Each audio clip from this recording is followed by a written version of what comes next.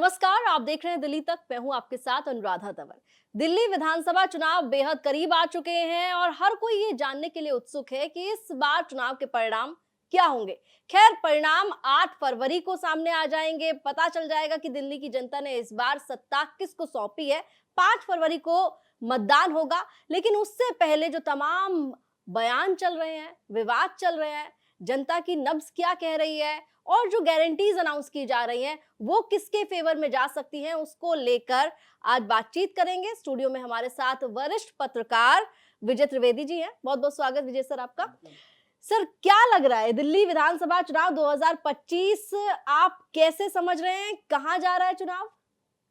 देखिए, नतीजों पर तो हम चर्चा नहीं कर सकते, न तो पता है हमें कि क्या होगा।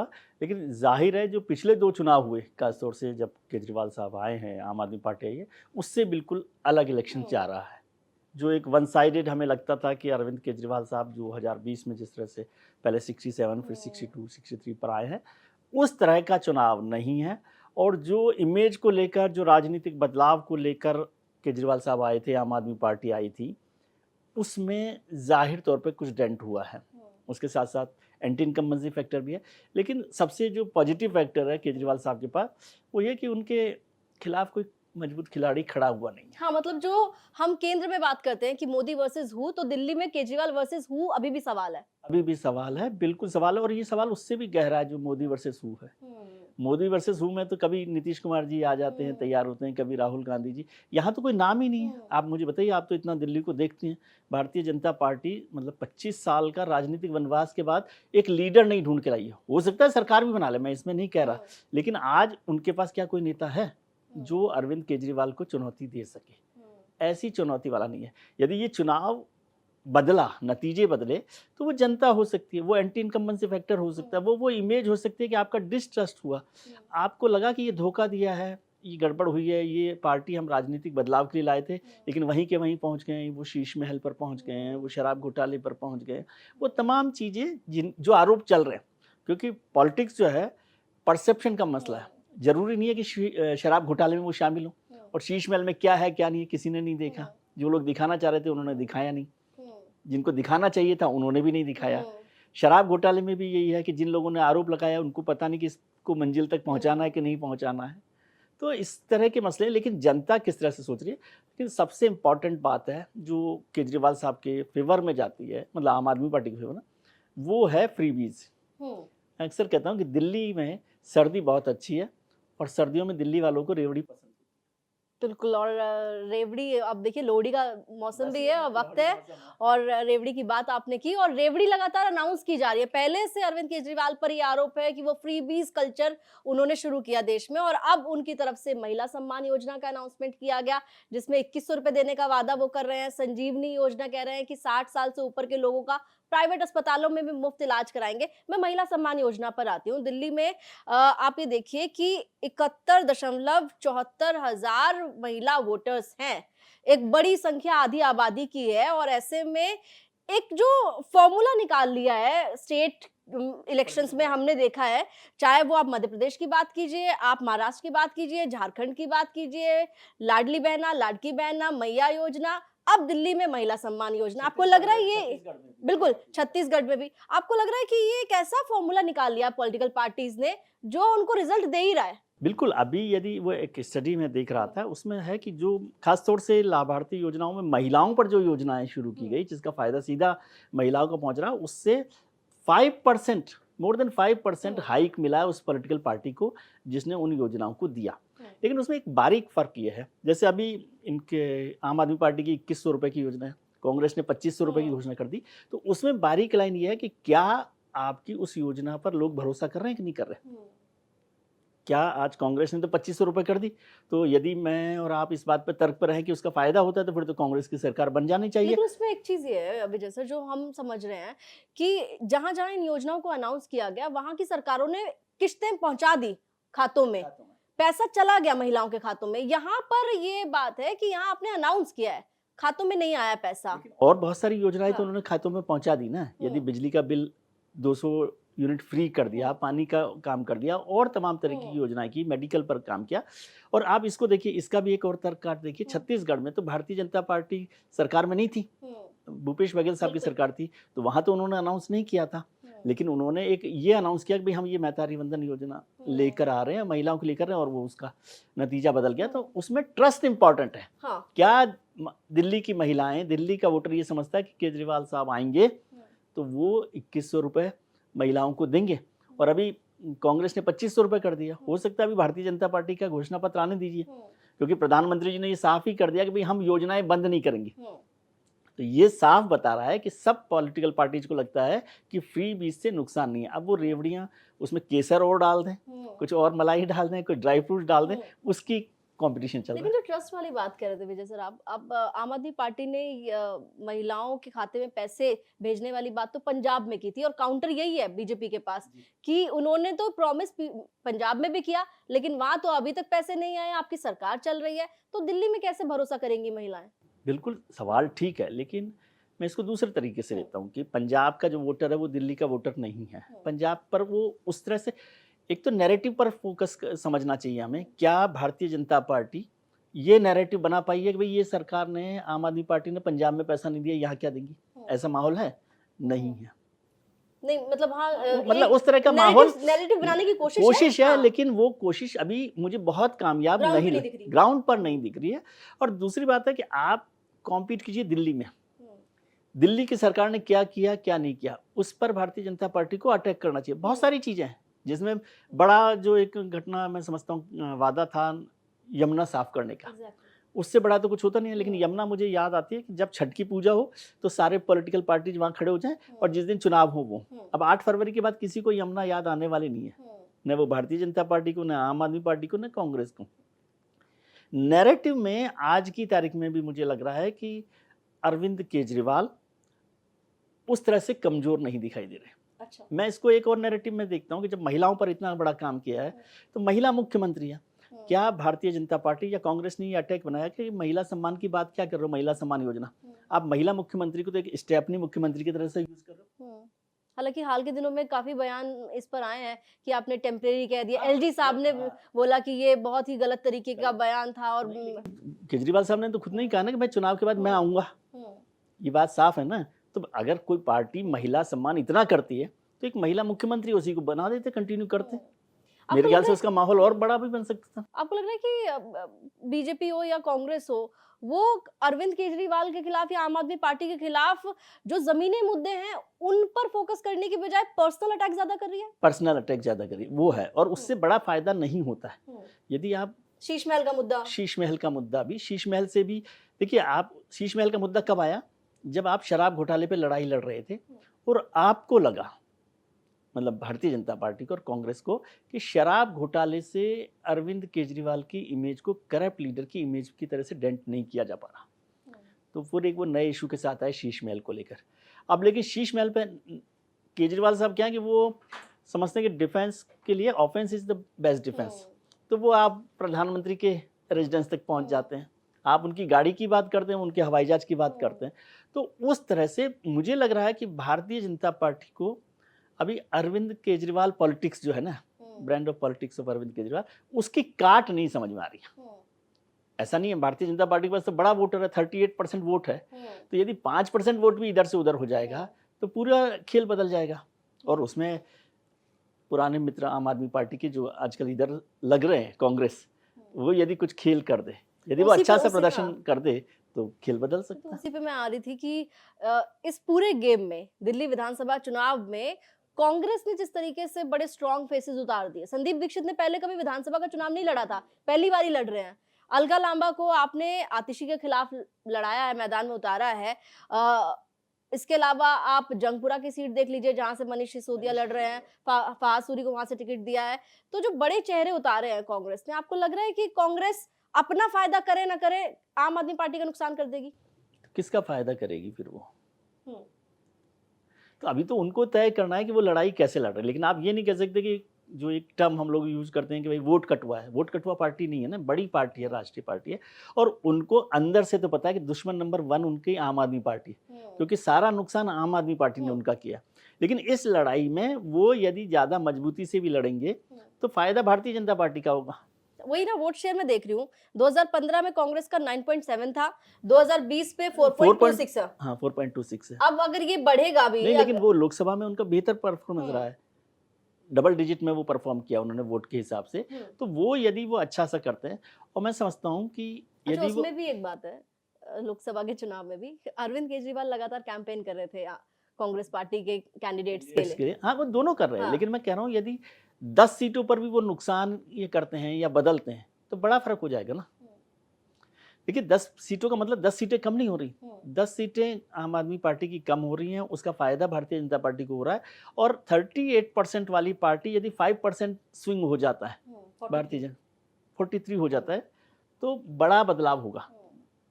और इसको आप जो हम लोग पिछले दिनों के चुनाव नतीजे देख रहे हैं, चुनावों का वो देख रहे हैं, तो वन साइडेड भी हो सकता है। किसके फेवर में? बीजेपी के? बीजेपी के फेवर में, यदि मतलब ऐसा हुआ तो। यदि ऐसा नहीं होता, कांग्रेस बहुत अच्छा परफॉर्म नहीं करती, मुझे नहीं लग रहा है कि बहुत करेगी, ये हवा बहुत बन गई है, माहौल बन गया। लेकिन कांग्रेस के संगठन के तौर पर, और जो माननीय नेताजी हैं आपके राहुल गांधी जी, वो आज उतर रहे हैं मैदान। आज उतर रहे हैं, लेकिन वो कोई बहुत इलेक्शन में उस तरह से फाइटर मोड में मुझे नहीं दिख रही है। आज जा रहे हैं वो वहाँ पर सीलमपुर में जा रहे हैं, माइनॉरिटी डोमिनेंस। तो अभी तो यही समझना है कि दिल्ली में आप माइनॉरिटी डोमिनेंस के साथ कैंपेन पे जा रहे हैं, इसका क्या परसेप्शन बनेगा, क्या फ़ायदा होगा, क्या नुकसान होगा। और वो करेंगे तो 20% 40% मुस्लिम वोट यदि उन्होंने आम आदमी पार्टी से ले लिया तो फाइनली नुकसान आम आदमी पार्टी का होगा ना।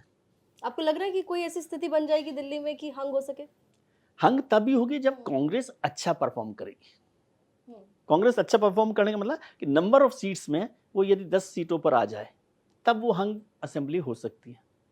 क्या ऐसा हो रहा है? और अगर ऐसा होगा तो फिर आम आदमी पार्टी कांग्रेस की सरकार बनने की संभावना को आप इनकार नहीं कर सकते। हाँ, क्योंकि बड़ा ये चर्चा चल रही है कि इस बार दिल्ली का चुनाव किस तरफ जा रहा है, ये समझ नहीं आ रहा, बड़ा अनप्रेडिक्टेबल सा लग रहा है अभी की जो सिचुएशन है। क्योंकि एक तरफ आम आदमी पार्टी है जो 2 बार बेशक एक सुनामी लेकर आती है परिणाम में, लेकिन 2020 से 25 तक आते-आते पार्टी के राष्ट्रीय संयोजक, जो मुख्यमंत्री थे, जो डिप्टी सीएम रहे, जो स्वास्थ्य मंत्री रहे, सब जेल की हवा खा के आए हैं, सब जेल गए हैं। कथित शराब घोटाले मामले में संजय सिंह सांसद, वो भी जेल गए कथित शराब घोटाले मामले में। तो एक कहीं न कहीं जो आपकी इमेज है कि हम बहुत ईमानदार लोग हैं, उस पर डेंट पड़ा है। और लोगों के बीच में बीजेपी ने पूरी कोशिश की है ये एक नैरेटिव सेट करने की कि देखिए तो एक आंदोलन से निकले हुए लोग थे, अपने आप को बड़ा सर्टिफिकेट देते थे कि हम कट्टर ईमानदार हैं, खुद जेल गए हुए हैं। नहीं, वही मैं कह रहा हूँ ना कि वो नैरेटिव कितना काम कर जाएगा, उससे पूरा चुनाव नतीजा बदलेगा। लेकिन आप सोचिए, हम भले ही ना सोच रहे हो, आम आदमी पार्टी ने समझा कि एंटी इनकम्बेंसी हो रही है और इसलिए उन्होंने 20 एमएलए के टिकट काटे हैं। तो 20 एमएलए के टिकट कब काटते हो आप? 70 में से 20 एमएलए का टिकट काटना कोई छोटी बात नहीं है। तो 20 एमएलए का जब आपने टिकट काट दिया या बदल दिया, इसका मतलब है कि आपको डर है कि एंटी इनकम्बेंसी है। और जब लोकल एमएलए के साथ एंटी इनकम्बेंसी है तो ओवरऑल सरकार के साथ भी हो गई। और देखा जाए तो घोटाला हुआ कि नहीं हुआ, लेकिन पिछले 1 साल से तो ये सरकार अपनी जेल में, लड़ाई में, उसी में लगी हुई है। दिल्ली पर तो कोई काम उस तरह से नहीं हुआ। अब इस पूरे बिहेवियर को, सरकार के कामकाज के तरीके को, क्या बीजेपी लोगों तक ठीक तरीके से पहुंचा सकती है कि नहीं पहुंचाती? अब वो केवल अरविंद केजरीवाल, वो उनका तरीका ठीक है कि अरविंद केजरीवाल उसके हीरो हैं, यदि उनको डेंट कर दिया तो पूरा का पूरा इलेक्शन बदल जाएगा। अब वो कितना बदल रहा है, नहीं बदल रहा है, लेकिन बीजेपी का ये पूरा इलेक्शन आम आदमी पार्टी की परफॉर्मेंस पे है, उनका अपना कुछ नहीं है। आज मैं नहीं समझता कि बीजेपी कह सके कि हम इस वजह से आना चाहते हैं सरकार में। कोई एक कारण लगता है वोटर को? नहीं, एक ये कारण मुझे जितना समझ में आ रहा है सर, जितना हम दिल्ली को कवर कर रहे हैं, मौजूदा सरकार ने वक्त-वक्त पे ये एक इम्प्रेशन ज़रूर दिया है कि दिल्ली में उपराज्यपाल बैठे हुए हैं, वो सेंटर के इशारे पर काम करते हैं और वो चुनी हुई सरकार के काम रोकते हैं, अड़ंगा डालते हैं। तो जनता के बीच में एक ये थॉट है कि अगर जो सेंटर में गवर्नमेंट है, अगर उसी पार्टी की गवर्नमेंट स्टेट में होगी तो शायद थोड़ा कोऑर्डिनेशन हो जाएगा। हाँ, वो ठीक है। हालांकि मैं तो इसको फेडरल स्ट्रक्चर के लिए बहुत अच्छी बात नहीं मानता। ये जो डबल इंजन का कॉन्सेप्ट है ना, मैं इसे फेडरल स्ट्रक्चर के सपोर्ट करता हुआ नहीं मानता, क्योंकि सब हमारे फेडरल स्ट्रक्चर में सब पार्टीज काम करें और सब पार्टियों के साथ काम हो। लेकिन ये बात हो सकती है कि लोगों के दिमाग में ये बात बैठे, और जितनी लड़ाई पिछले साल भर में हुई है तो उसमें ये माहौल बन सकता है कि भाई रोज रोज इनके झगड़े के चक्कर में इससे बड़ा या एक ही पार्टी को दे दें तो वो दोनों जगह सरकार चला लें और कर सकें। नहीं, मैं कह रहा हूँ बीजेपी ने कोई एक कारण ऐसा नहीं दिया पॉजिटिव जिससे ये कहा जा सके कि भाई आपको वोट बीजेपी को इसलिए देना चाहिए। ये कारण भी नेगेटिव है ना, बिल्कुल, ये आम आदमी पार्टी की तरफ से दिया गया कारण है। तो ये नेगेटिव कारण है ना।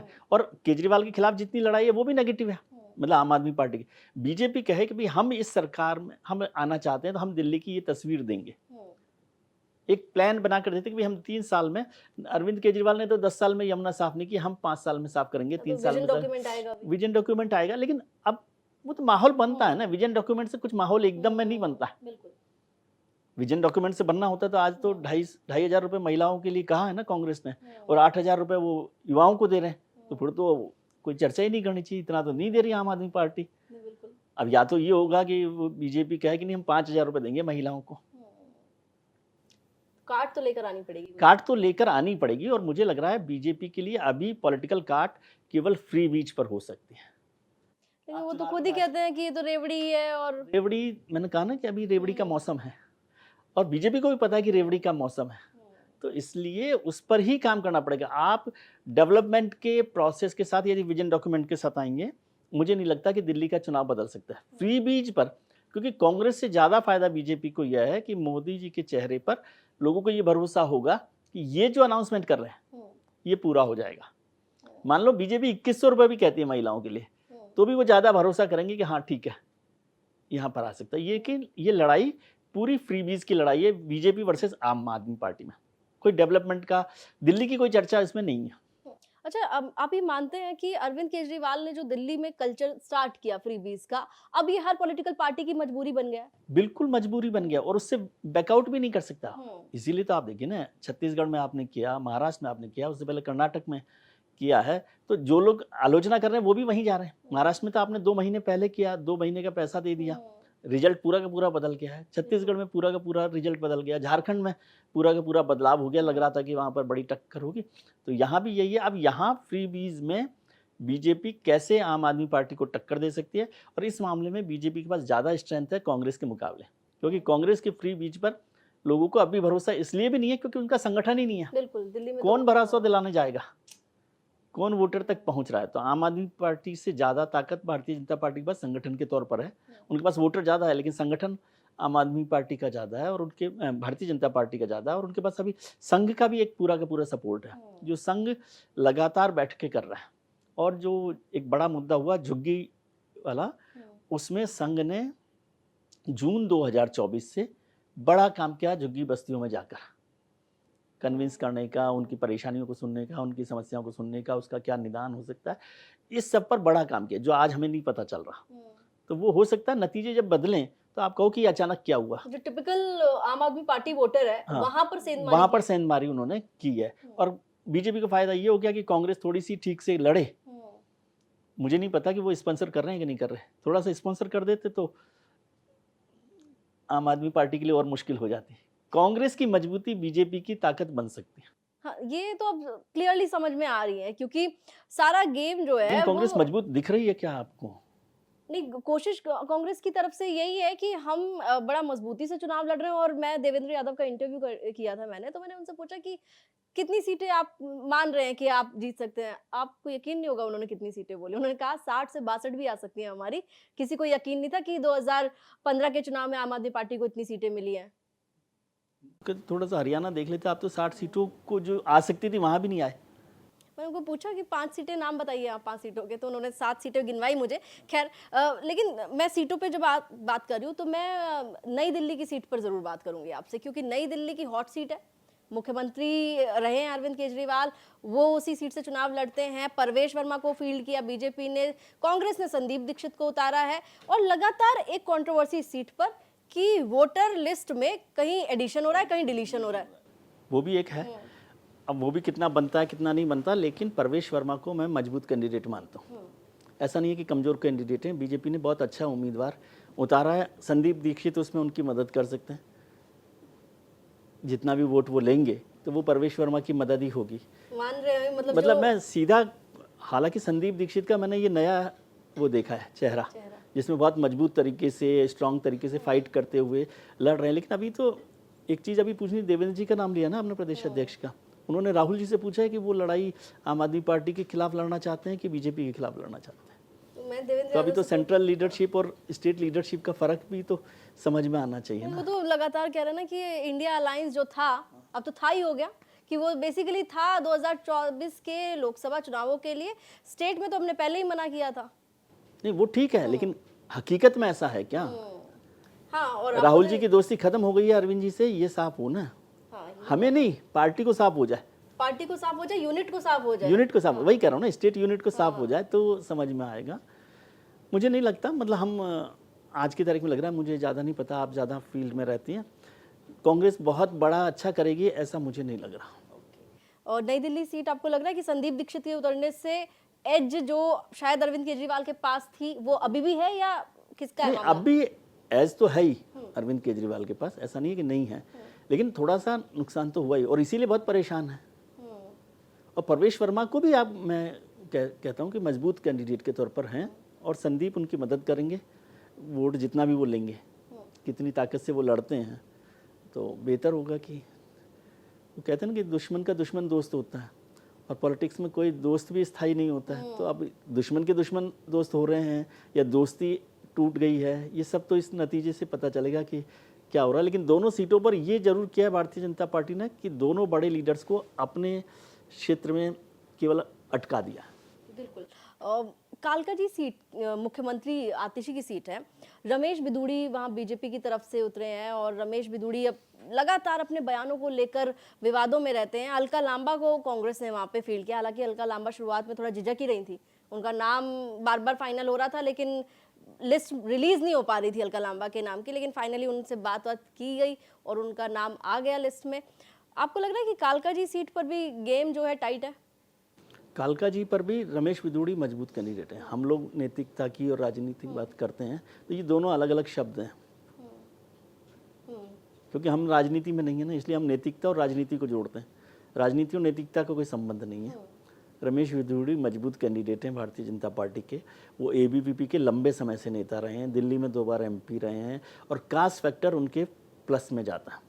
आतिशी की इमेज कोई कमज़ोर नहीं है, और आतिशी ने इसीलिए ये नया गेम किया जो क्राउड फंडिंग का है। क्राउड फंडिंग 40 लाख रुपए जुटाने का मसला नहीं है, अपने लोगों को जुटाने का मसला है कि उसका वोटर उनके साथ कनेक्ट हो जाए, वो एक्सरसाइज है। लेकिन आतिशी जी मजबूत कैंडिडेट हैं, इसमें कोई शक नहीं।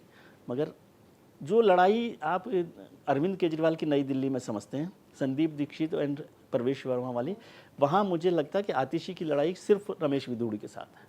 अलका लांबा गेम में नहीं? अलका लांबा मुझे तो नहीं लगता कि मैं क्या कहें, वैसे वो बहुत अच्छी लीडर हैं, कांग्रेस का अच्छा फेस भी है, लेकिन इस लड़ाई में वो दिख रही हो मुझे नहीं लगता। 70 सीटों का गणित है ये।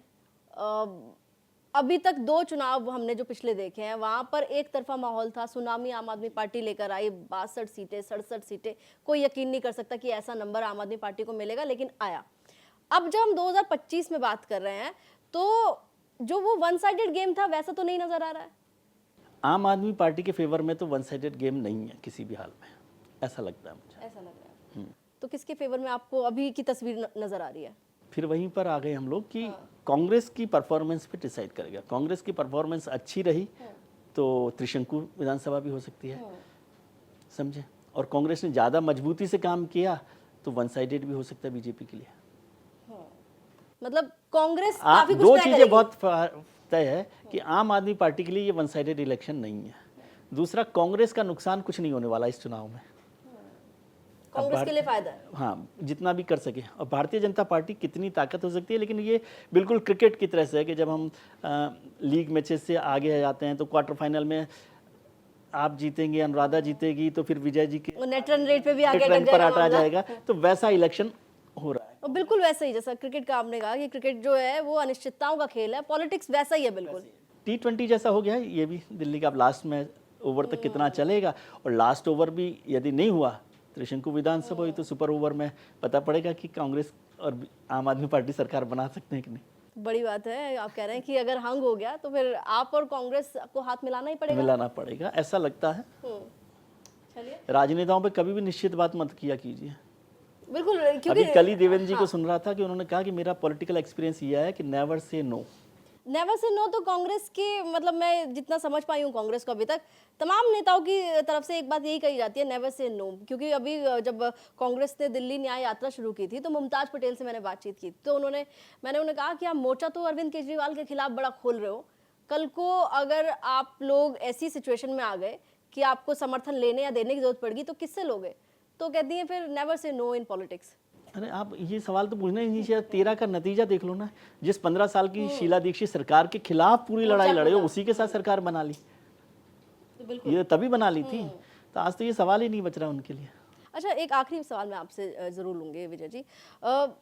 जो हमने चुनाव में मुद्दे देखे हैं अभी तक दिल्ली के, इनमें सबसे ज्यादा जो बातचीत हुई है वो एक शीश महल को लेकर हुई है। बीजेपी की तरफ से खास तौर पर ये मुद्दा लगातार उठाया गया है। इधर बीजेपी को घेरने के लिए आम आदमी पार्टी ने स्टार्टिंग में लॉ एंड ऑर्डर का मुद्दा उठाया, लेकिन जैसे जैसे टुवर्ड्स हम इलेक्शन की तरफ बढ़ रहे हैं वैसे वैसे वोटर लिस्ट का मुद्दा लगातार बढ़ता गया। और अभी भी आप ये देखिए कि वोटर लिस्ट, और हाल में आपने पूर्वांचली वोटर के ऊपर जो अरविंद केजरीवाल का स्टेटमेंट था वो, और जाटों के आरक्षण का मुद्दा, ये एक नए नए चीजें आ रही हैं। चुनावों में हर दिन होता है। वोटर लिस्ट का मामला तो मैं ये सोचता हूँ कि ठीक है, इलेक्शन हारने के बाद या इलेक्शन नतीजों के बाद ईवीएम पर किस्सा शुरू कर, वो लड़ाई आज पहले ही शुरू हो गई, अब वोटर्स पर ही आ गई है। हाँ बिल्कुल, वोटर लिस्ट पर आ गई है, तो वो हम इलेक्शन नतीजों के बाद ये लड़ाई शुरू करते ना, ईवीएम ठीक रहा कि नहीं रहा, तो अब पहले से ही उसका एक एक्सक्यूज मिल गया है सबके लिए कि कितना होगा नहीं होगा। अब वो इलेक्शन कमीशन को देखना कि आप कहीं घबराए हुए हैं, हाँ, इसलिए आपको हर चीज़ का डर लगता है ना, हर चीज में शंका है। शंका। अरविंद केजरीवाल के ही ऊपर ये चुनाव मेरे को समझ में आ रहा है कि बेशक चाहे 15 जैसा माहौल नहीं है या 20 जैसा माहौल नहीं है, लेकिन सेंटर में अरविंद केजरीवाल, अरविंद, तीनों पार्टी का सेंटर अरविंद केजरीवाल है, आम आदमी पार्टी का छोड़ दीजिए, पूरा इलेक्शन अरविंद केजरीवाल पर है। पूरा इलेक्शन अरविंद केजरीवाल पर है। तो क्या लग रहा है आपको, इसकी लड़ाई किधर जा रही है ये? मतलब आप, मैं लास्ट में जरूर जानना चाहूंगी अगर कोई आप आंकड़ा दे पाए नहीं, तो। मैं आंकड़ा नहीं दे सकता, लेकिन मुझे लगता है कि पूरा चुनाव अरविंद केजरीवाल पर है। अरविंद केजरीवाल कैसे इसको लड़ते हैं, और वो बहुत मजबूत थिएट्रिक्स वाले लोग हैं। तो लग रहा है आपको कुछ लास्ट मोमेंट तक भी अगर गेम उनके हाथ से निकल रहा होगा तो वो शायद गेम में आ सकते हैं। चलिए, विजय जी से लंबी बातचीत हुई और हमने समझा कि दिल्ली विधानसभा चुनाव में जो माहौल दिख रहा है, जो मुद्दे दिख रहे हैं, उनका असल में क्या कुछ परिणाम हो सकता है। परिणाम तो जनता तय करेगी, आप ही लोग तय करेंगे, वोटर तय करेंगे, लेकिन जो अभी फिलहाल सियासत हो रही है, क्या वाकई सियासत का रंग इस विधानसभा चुनाव पर चढ़ेगा? खैर, बातचीत हुई है, आपको बातचीत कैसी लगी आप कमेंट में हमें बता सकते हैं। बहुत बहुत शुक्रिया विजय सर आपका, थैंक यू सो मच।